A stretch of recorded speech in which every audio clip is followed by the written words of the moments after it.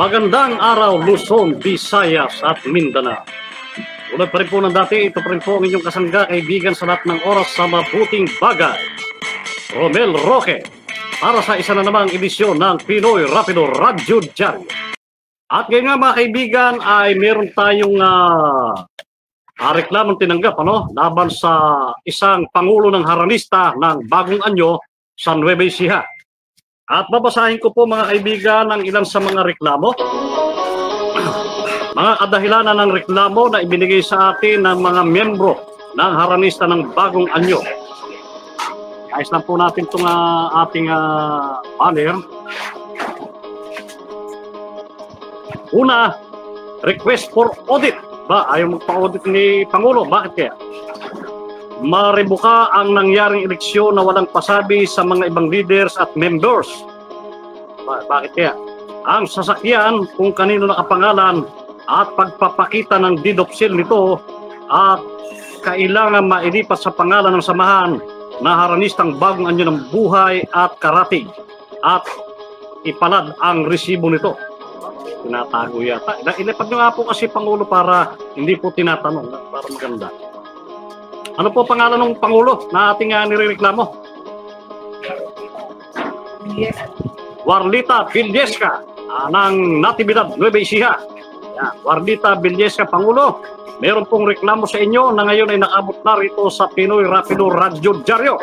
Pakisagot po ito at bibigyan po namin kayo ng pagkakataon sagutin at harapin ang inyong kinakaharap na reklamo upang mabigyan naman ng side ang inyong bahagi para hindi po tayo one-sided. Bibigyan po natin pareho ng pagkakataon na makapagsalita ang dalawang panig. Ikaapat na dahilan ng reklamo, declaration of assets and liabilities gaya ng opisina. Maganda siguro yung opisina, pag-uulat sa mga kinakaltas na 6,000 pesos at higit pa sa pagsamalayong lugar at sa mga kinukuhang bayad ng namatay sa naiwang mga namatay o tinatawag nilang arrears. Pang-anim, paglalahad sa lahat ng passbook mula ng i-turnover ni Ma'am Atud bilang siyang ingat yaman noon sa kasalukuyang ingat yaman na si Ginang Elvira Galasi mula nang siya ay ma-appoint na Pangulo bilang ingat yaman taong 2018. Report sa mga allowances ng mga directors, messenger driver, at ragadang sa mga tawag doon. Ragadang, tama ba sir? At kung paano ang proseso ng pagpapasahod. Pansamantalang i-hold ang remittances ng mga leaders hanggang di malinaw ang ulat ng kapirahan dahil sa konting pagdududa ng mga membro. Makakuha ng kopya ang mga membro ng kopya ng auditor at treasurer patungkol sa listahan ng mga buwanang remittances ng bawat leader. Pagpapatupad ng batas na hindi tinatanong sa mga nakararami o bawat membro kung sang-ayon sila o hindi na agad ipinapipirma sa mga direktor na sunod lang ng sunod dahil ang Pangulo mismo ang nagbababa ng batas. Ang kawalan ng karapatan ng mga leader na mag-suggest ng ikabubuti ng mga membro at pag-suggest ang leaders ayaw nilang pakinggan. Ulat para sa nakapondong 5 million pesos. 5 million ba ito? Pesos? Pesos ba ito mga? 5 million mahigit noong taong 2020 na hindi na ipaliwanag ng kasalukuyang ingat yaman na si Ginang Elvira Galasi noong Assembly Meeting December 27, 2024. Ihiwalay ang old age na binabayaran ng regular dahilan para tumaas ang bayarin ng regular dahil magkahiwalay o may kanya-kanya itong remittances. Sa mga regular, ipa-holder ang problema age na dapat ang namumuno ang gumagawa ng paraan para magkaroon ng solusyon na nagiging sanhi ng paghihirap ng bawat membro sa pagbabayad lalo na ang regular na ang kasapi. Pang-15, ang pag-aalok ng Pangulo na si Ginang Warlita Villesca sa kanyang mga direktores na maglagak sila ng bawat direktor ng tig 10,000 piso para daw gawing corporation ang samahan. Ano daw ang motibo ni Pangulo? Pang-16, pag-uulat sa perang lagak ng bawat leaders na 6,000 pesos pataas. Yan po mga kaibigan ang ilan sa mga reklamo sa Pangulong Warlita Villesca, tama ba? Warlita Villesca ng Samahan ng Haranistang Bagong Anyo sa Nueva Ecija. Ngayon po mga kaibigan ay tinatawagan natin ng ilang membro kung meron silang gustong sabihin. Si Ma'am Manuel, ano pangalan ni Ma'am Manuel? Si Ma'am Esperanza Manuel, meron po ba kayong gustong sabihin? Halip po kayo sa tabi ko. Dito. At ako po may tatanong muna bago kayo magsalita para dito po sa tabi ko dito. Okay, si Ma'am Esperanza Manuel, ilang taon na po kayong membro ng Haranistang Bagong Anyo? 13 years po, sir. 13. Sa iba mayroong pag nakasampu, graduate na no? May ganun. Ano po ang reklamo niyo sa inyong hulog? Ito nga lang po, okay naman po ng mga unang-unang panahon. Pero itong bandang anong taon po yung unang panahon na yun? 2012 po kasi ako Okay naman po yung mga hanggang 2018. Yung nakarakaraan po, itong kwan, naniningila sila ng 340. Hindi man pala namamatay yung tao, ina-advance na. Ang gusto ng panahon ng mangyari, gusto ipalag nila yung death certificate. Death certificate? Ng taong namatay. Bakit po naniningil na sila ng 340, wala naman silang may pakitang death certificate. Siyempre, kami mga member, nagtataka. Hindi pa namamatay yung tao, ina-advance na nila ningil. Kumusta naman po yung mga namatay? Yung naibigay po ba naman yung pera sa mga namataya? Yung mga nagdadaang taon po, naibibigay naman. Ngayon po, meron po bang mga hindi nabigyan? Kasi po, katulad ko po, marami yata ba? Siguro, kailangan din natin ma-interview, panibagong interview, no? Para dokumento to, no? Kasi ito pong si Warlita Villesca ay sinasampahan na ng proseso ng reklamo na kung hindi talaga siya makikipagharap ng tapatan, makikipag-ayos sa mga miyembro ng Haranista ng Bagong Anyo, sa barangay pa lang talagang i-issue na sila kapitan ng endorsement. At mabuhay po, kapitan ng Talabutab Norte po ba?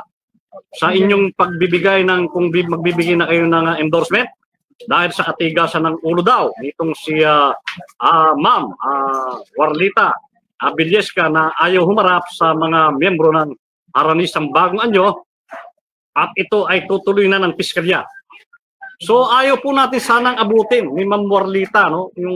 Kasi sa batas man po ng tao Diyos ay hindi tayo ang dapat masunod, kundi ang batas.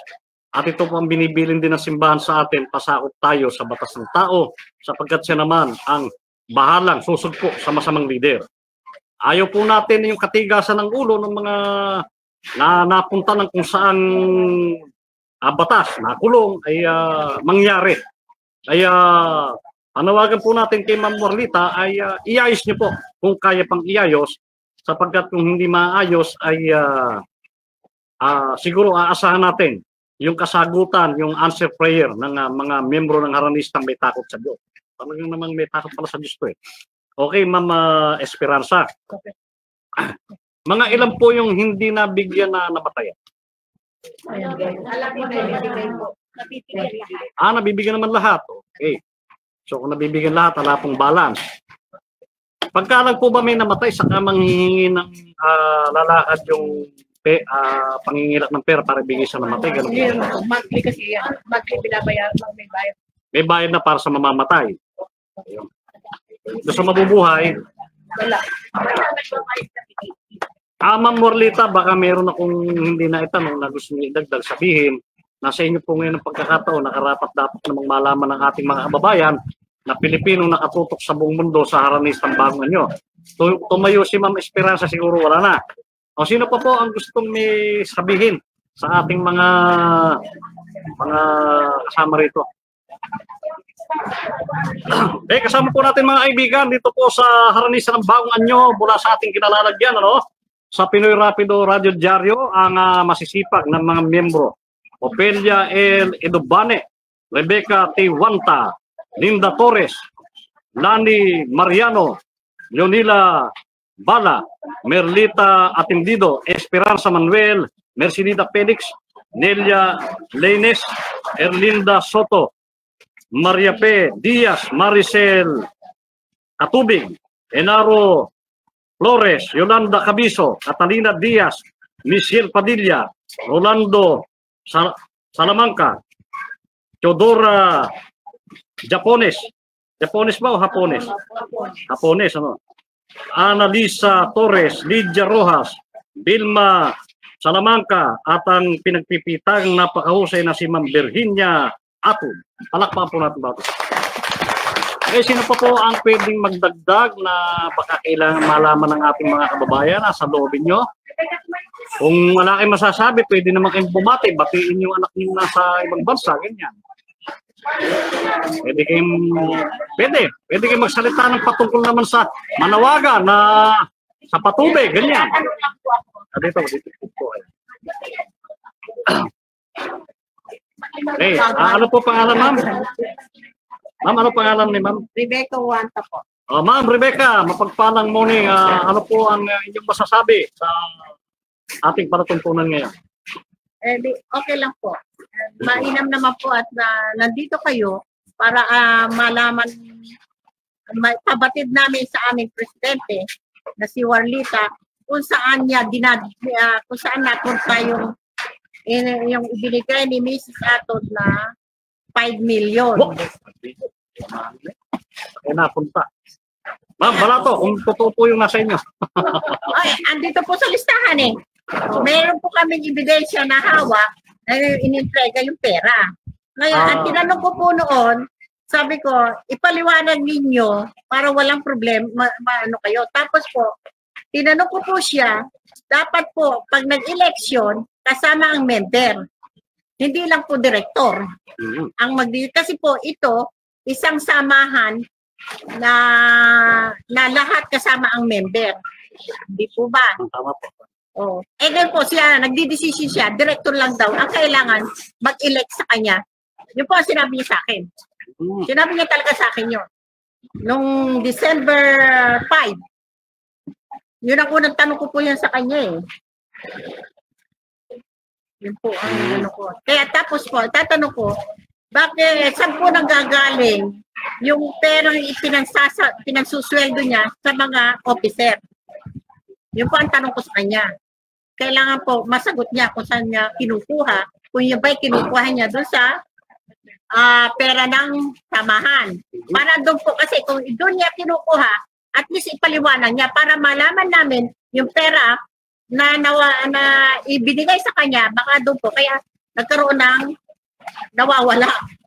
Hindi po ba? Kaya kailangan po malinaw. Kaya harapin niya kami.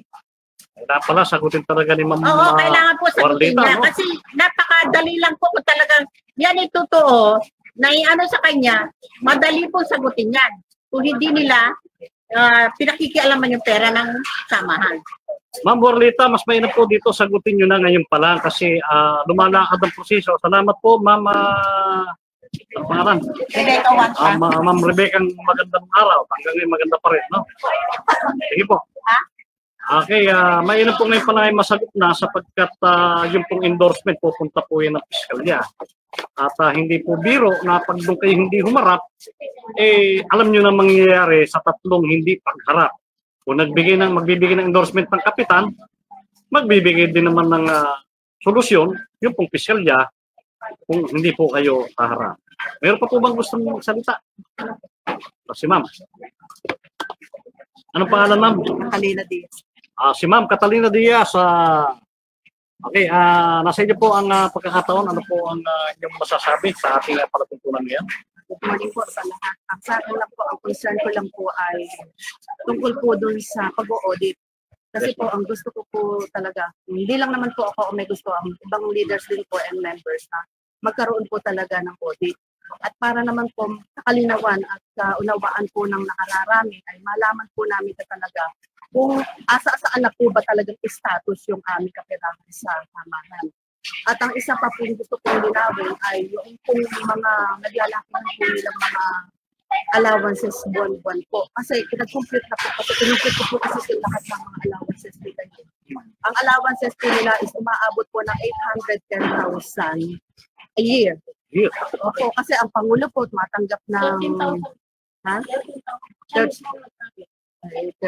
Magkano ang sweldo ng inyong Pangulo sa isang buwan? Ang allowance po niya ay 12,000, ang treasurer po ay 7,000, and yung iba pong mga directors tumatanggap ng may 5,000, may 4,000, may tumatanggap ng 2,500. Saan ang gagaling yung pera na yun? Doon sa sinisingil na para pera sana sa patay. Isa din po yung gusto namin magkaroon ng kaliwanagan para po doon sa financial statement po kasi nilang ibinibigay na monthly, hindi po namin yan nakikita sa financial statement.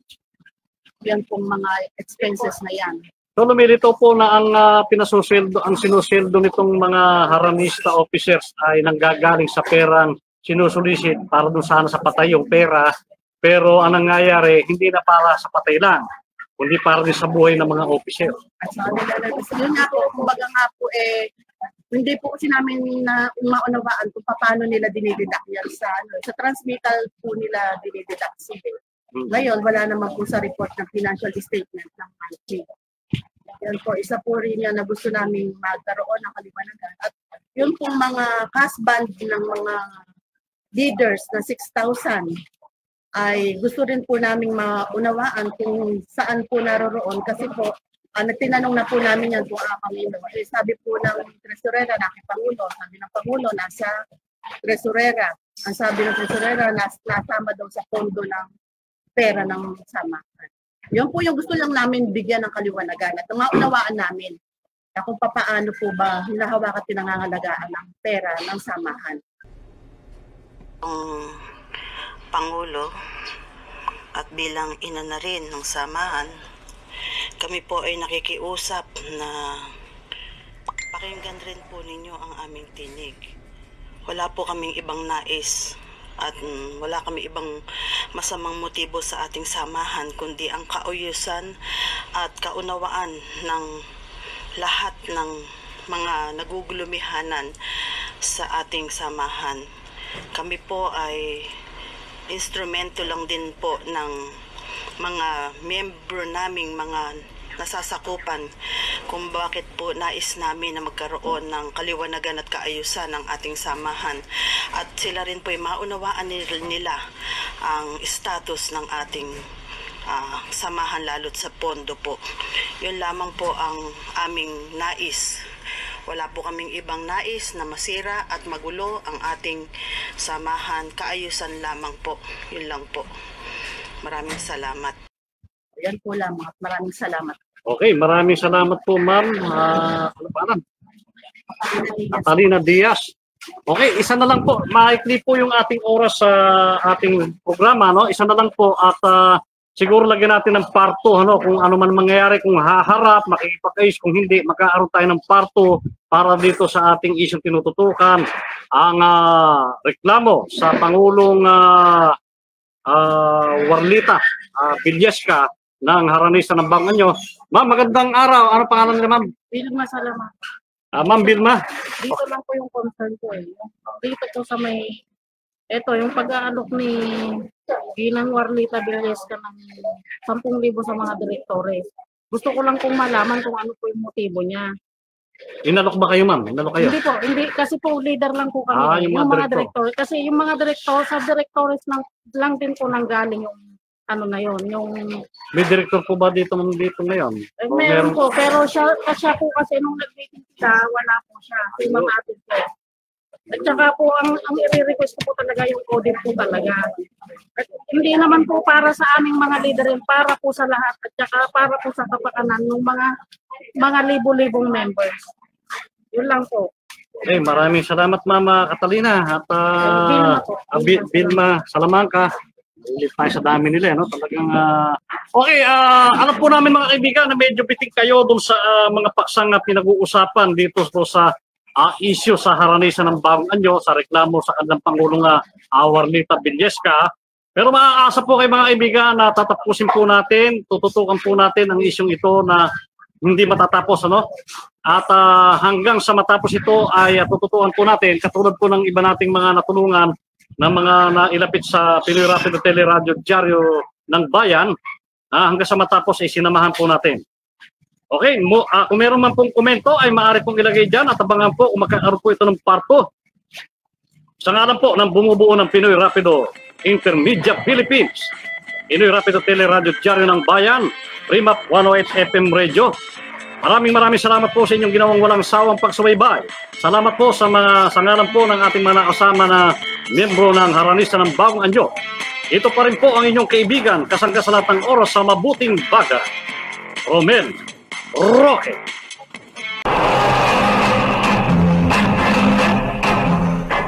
Sumainyo ang Pinoy Rapido Radyo Diaryo. Makinig muli sa ganito ring oras at himpilan. Dito naman sa Pinoy Rapido Intermedia Philippines 108 FM. Yung tagapagbalita, Romel Roque.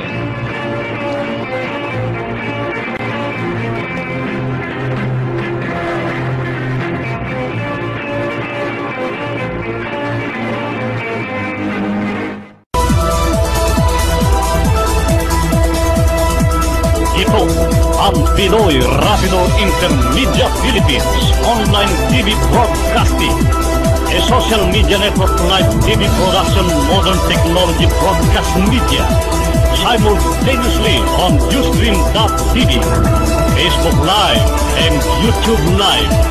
Kauna-unahan, umagalang live video online TV live streaming sa bansa. Nakdir na napapalabas ang audio sa radyo, maging sa cable TV and other TV channels. Anywhere, kahit sa bundok, lugar walang kuryente basta may baterya at signal. Mapapanood live, natatanging broadcast program na dire-diretsong mabilis, walang patid, walang bagal, walang ikot, no buffering. Pinoy Rapido Intermedia Philippines Online TV Broadcasting Social Media Net. This is Pinoy Rapido Intermedia Philippines 108 FM, a non-commercial radio broadcast with 7 watts, broadcasting from Barangay Barrera, Cabanatuan City. Mula noon hanggang ngayon, sa mahigit na 10 taong paglilingkod sa bayan, mula sa Pinoy Rapido Diaryo ng Bayan, Radyo Diaryo at live streaming para sa Pilipinas.